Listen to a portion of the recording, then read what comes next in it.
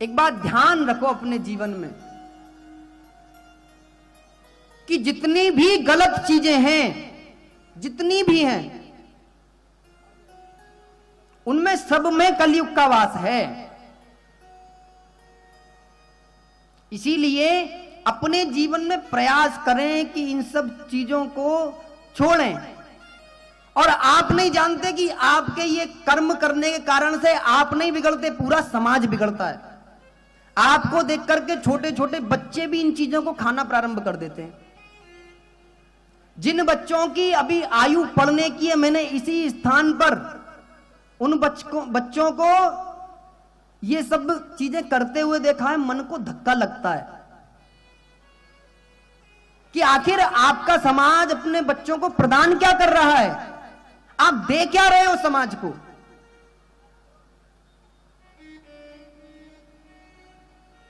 इस प्रकार से आने वाली पीढ़ी का निर्माण करोगे क्या? इस प्रकार का भारत बनाना चाहोगे? नशेड़ी भारत बनाओगे? शराबी भारत बनाओगे? और मैं तो स्पष्ट कहता हूं एक बात, इसमें आप लोगों का दोष नहीं है बिल्कुल भी, इसमें दोष सरकार का ही है। जो चीज गलत है उसको तुम बाजार में ला क्यों रहे हो? बंद की जा सकती हैं, जरूरी नहीं है पूरा भारत इस शराब से और गुटखों से ही चलेगा भैया। उपदेश देने से राष्ट्र का निर्माण नहीं होता, करने से राष्ट्र का निर्माण होता है। आप मत दो लाइसेंस शराब के, बंद क्यों नहीं कर देते? आप मत लाओ मार्केट में गुटखा, मत लाओ सुपारी। जो खा रहे हैं वो खाएंगे, कम से कम आने वाली पीढ़ी तो नहीं बिगड़ेगी, आने वाली पीढ़ी तो खत्म नहीं होगी। बहुत से लोग मुझे निमंत्रण देते हैं कि महाराज जी हमारे यहां जरूर आना। मैं उनको एक बात बता देता हूं अभी साफ क्लियर, कि मैं 3 स्थान पर कभी नहीं जाता।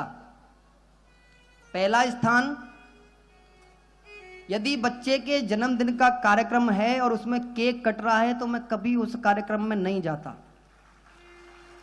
मुझे बुलाना है तो पहले हिंदू बनना होगा ठीक से, ईसाई नहीं। ये ईसाइयों की परंपरा है, हमारी परंपरा नहीं है केक वगैरह काटने की। पहले हिंदू बनो।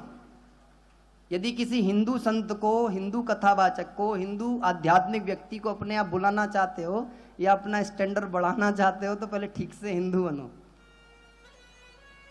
दूसरा, जिनके विवाहों में शराब परोसी जाती है उन शादियों में भी मैं कभी नहीं जाता।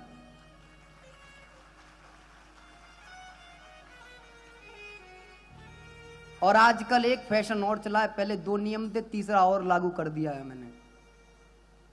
आजकल लोग वो पहले बड़े बूढ़ों को देखते थे, हम जिनकी आयु बहुत हो जाती तो हुक्का पीते थे, उनके हुक्का होता था उनके यहाँ, चौधरियों के यहाँ, तो वो पीते थे, तो वहां तक ठीक थी।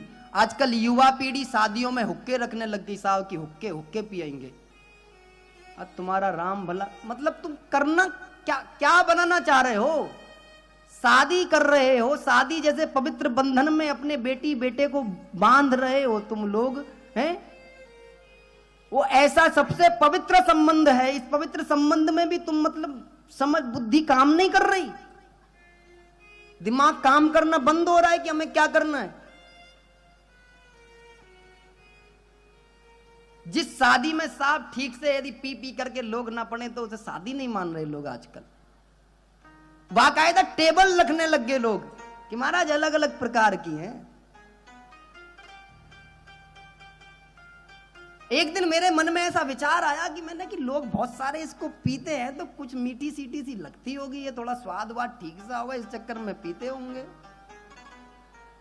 तो मेरे साथ में एक भैया थे, उन्होंने भी कभी नहीं पी थी। मैंने कि देखो भैया मैं तो टच कर नहीं सकता, तुमने भी नहीं पी मैंने भी नहीं पी, जरा चेक करके बताओ ये लगती कैसी, तुम्हारा चल जाएगा मेरा नहीं चलेगा, जरा देखो एक बार चेक करके। अब उसने चेक करी, बेचारे बोले, पहले उसने उंगली सी डाली, उंगली डाल करके उसने चाटा, बोले महाराज बड़ी बुरी। मैंने उसका मुंह देखा, मैंने सोचा कि भाई इसे दुनिया की सबसे बुरी चीज आज चाट ली। उसके एक्सप्रेशन ऐसे कि मानो महाराज जैसे किसी ने तरबूजा फेंक के मार दिया और तरबूजे का आकार बन गया उसका, ऐसे एक्सप्रेशन पे बोले बहुत बुरी चीज है। मैंने कि जब ये बुरी चीज है, ये खट्टी नहीं है, मीठी नहीं है,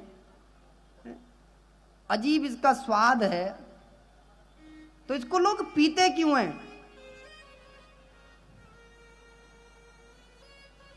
जाम पे जाम पीने से क्या फायदा,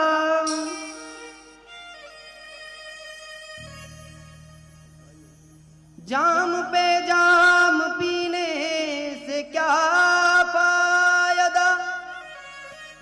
लोग कहते हैं शराब में बड़ा नशा होता है साहब, मैं बताता हूं नशा किसमें है। जाम पे जाम पीने से क्या फायदा, कुछ देर चढ़ेगी उतर जाएगी। जाम पे जाम पीने से क्या फायदा, कुछ देर चढ़ेगी उतर जाएगी।